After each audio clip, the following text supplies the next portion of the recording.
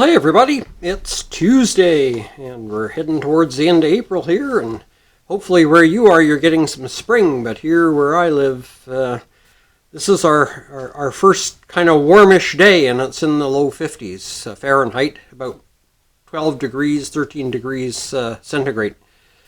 But hopefully we'll move into summer or something before too long, and praying strongly that this coronavirus / COVID-19 situation will peak and come to an end so we can get back to our normal lives. And I hope you're all doing well and staying healthy. Well, let's move on today, and as you know, because the lockdown, I'm not doing cooking videos at the moment, although my wife did one last Tuesday for me, which I appreciated. She doesn't cook very often, but when she does, she's excellent. And she made one of the dishes she makes that's one of my favorites, and that was the Italian sausage and tomato sauce. If you didn't see that video, go back and check it out. Anyway, today we're going to talk about vitamins, but first we need to do our shout out. And today's shout out goes to Arkansas Woodcutter. Wonderful man, go check him out. He and his family live on a homestead, if you will, small farm, and does all kinds of wonderful things. Just a super interesting fellow, and really enjoy watching his videos. So if you haven't been by to see Arkansas Woodcutter or his channel, I highly recommend you do so. Alright, let's move on to story time and find out about vitamins. Vitamins. The long and detailed entry on vitamins in a current encyclopedia concludes that scientists are hard at work trying to figure out exactly what each vitamin does in the body.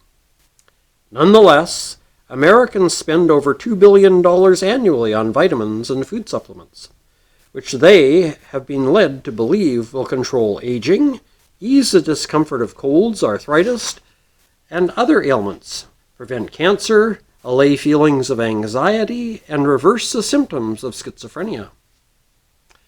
An American biochemist of Polish extraction, Casimir Funk, coined the name vitamin in 1912. He believed that some chemical compounds were essential to sustain life, hence vita, and that these belonged to the amine group of chemicals.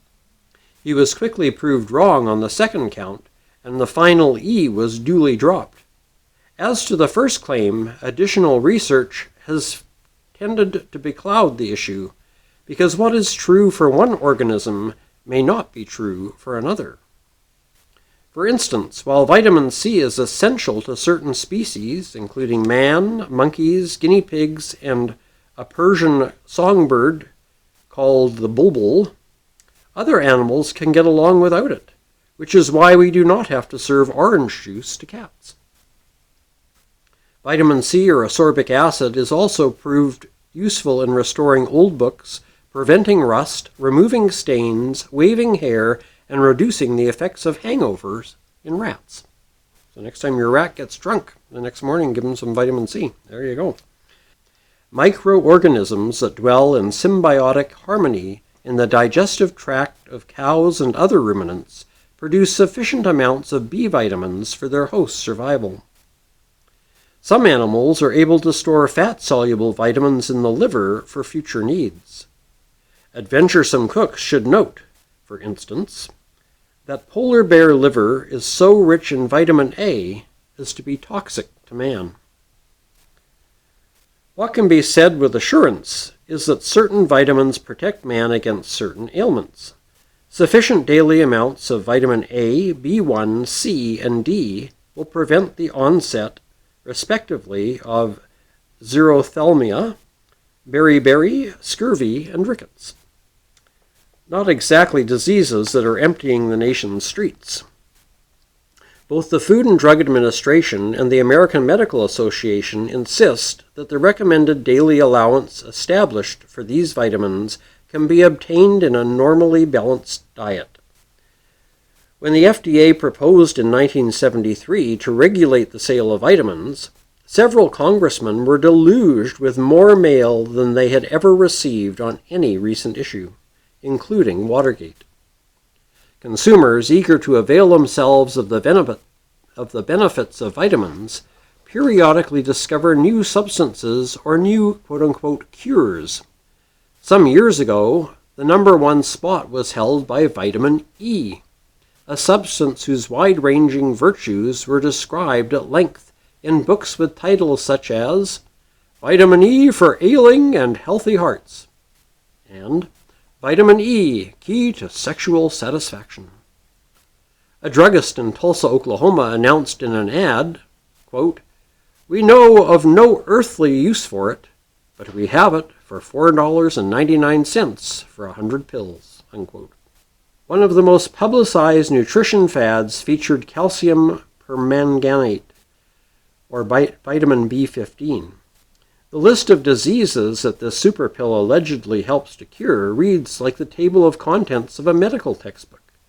Heart diseases, aging, senility, diabetes, gangrene, glaucoma, alcoholism, drug addiction, hepatitis, jaundice, allergies, dermatitis, mild poisoning, neuralgia, sciatica, neuritis, and minimal damage brain dysfunction.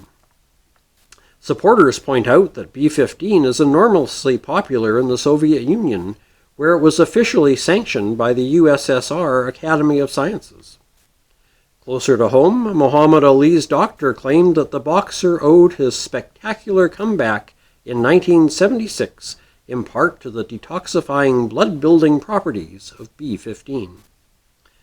Among non-believers are many nutritionists and the FDA. The agency has made seizures of the product throughout the country and took measures in the courts to have it removed from the market. For those of you who are not American, FDA is the Food and Drug Administration in the United States. Doctors are alarmed that people are applying the chicken soup principle of medical therapy. That is, take some more, it can't hurt, to the taking of vitamins. Not long ago, a mother brought her 2 young children to Yale University School of Medicine.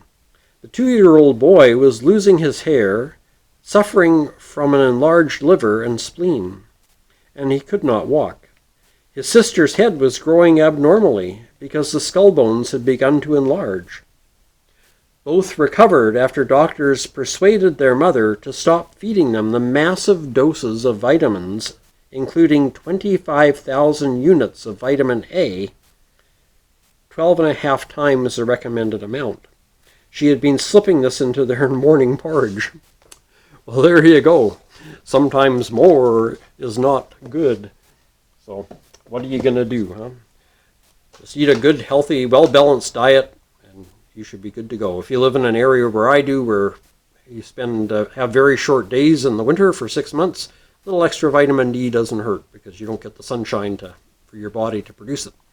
But all things in moderation, as the good book says. So there you have it. Well, before we move on to the groaner, there's some of you out there probably wondering, wow, Ian has surpassed 1,000 subscribers, but he hasn't said a boo. Well, you're right. First of all, my subscription numbers all go up and down. I think I have this suspicion that YouTube merged with Dunkin' Yo-Yos because my subscriber numbers do that. They yo-yo up and down. So I wanted to make sure I was past 1,000 enough that I wouldn't drop back down below 1,000, which it did several times. And now I'm up to, I think it's 1,000 and around 1,070, but I could yo-yo a little bit too. So now that we're definitely past 1,000 subscribers, I am going to do a 1,000 subscriber giveaway. But I'm going to wait to do it. Why, you ask? Well, Canada Post, our mail system here in the wonderful country of Canada, because of the COVID-19 outbreak, have suspended mail delivery to over 60 countries.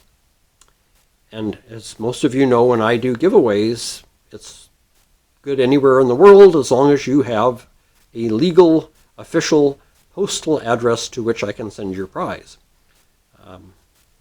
I don't mind mailing to China, to India, to Timbuktu, to Pango, to you name it, Moscow, whether that's Moscow, Russia, or Moscow, Idaho. It doesn't matter to me. If you are a person subscribed to my channel and supporting it, and you have an address to which I can mail it, and you're over 18 years, or you're 18 years of age and older, I will quite happily send you whatever the giveaway is going to be. I'm not going to tell you. So I will be doing a 1,000 subscriber giveaway as soon as Canada Post lifts their. I mailed a little package to a friend of mine in the Philippines on the 1st of April. Yesterday, in the mail, I got it back with a label stuck over his address saying, "Postal service to the Philippines is suspended until further notice. At such time as this suspension is lifted, you can remail this package at no charge." I thought, well, wasn't that gracious of them, being that they wouldn't send it through in the first place. Anyway, and to show you how things are really slow with the mail, my sister's birthday was April 1st. Her wedding anniversary, her and her husband's wedding anniversary, is April 2nd. So back in the second week of March, I mailed out birthday and anniversary cards to my sister and brother-in-law.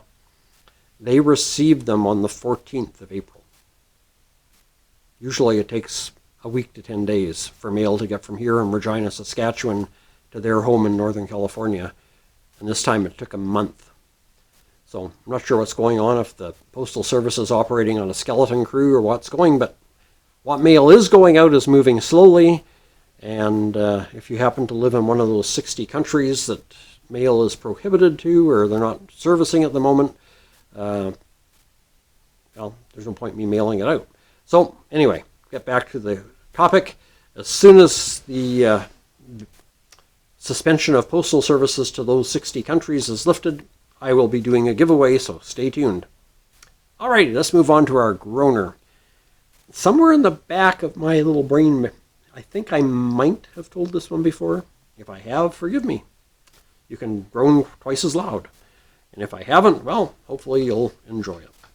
Well, a young pastor accepts a call to a new church, and his very first Sunday there, he walks up the middle of the aisle, turns around to face the congregation and welcome them, and he sees an elderly gentleman sitting in the front pew with a dog sitting on the pew next to him. And the young pastor's just shocked. And before he greets the congregation or does anything else, he walks over to the elderly man and says, "You can't have that dog in here. Please take him out. Put him out on the front porch or something, but you can't have him in here." Then he goes back up and greets the congregation, and the elderly man takes the dog out to the front and ties his leash to the porch rail and comes back in for the service. The service proceeds as usual, and the pastor gets up and reads the scripture that he's going to preach on, and he preaches for about 30 minutes. And at the end, they say a prayer, and he dismisses the congregation. Well, the pastor walks to the back of the church so he can greet the congregation as they file out, and one of the elders immediately rushes up to the pastor and says, "Oh, pastor, I know you didn't know any better, but you shouldn't have gone up to Mr. Feely and told him to take his dog." He says, "Mr. Feely is 88 years old. He's attended this church since he was a babe in arms, and as soon as he got his first dog, that dog, whatever dog it might have been at the time, has attended church with him. And the dog he has right now, he's had for 10 years, and that dog has been here every service we've had, Sunday service or special service, whatever. That dog is always here with Mr. Feely. And we as a congregation don't mind, and we've just accepted that as a fact. You really goofed when you asked him to take his dog out."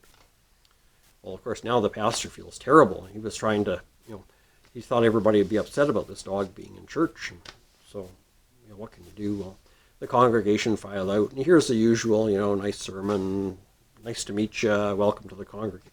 As they file, well, finally, at the very end of the line, here comes Mr. Feely.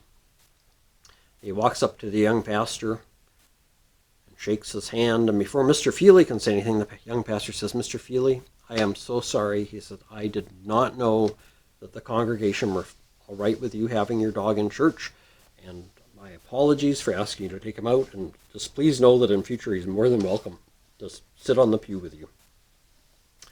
And Mr. Feely looks up at the young pastor and looks him right in the eye, and he says, "That's all right, son. I wouldn't have wanted old Rover to hear that sermon anyway." So there you go. Sometimes things come back to bite you if you aren't careful. Alrighty. Have a great week. We'll see you on Friday with our normal weekly shout-outs, story time, and Groaner of the Week. And don't forget, take your vitamins, but not too many.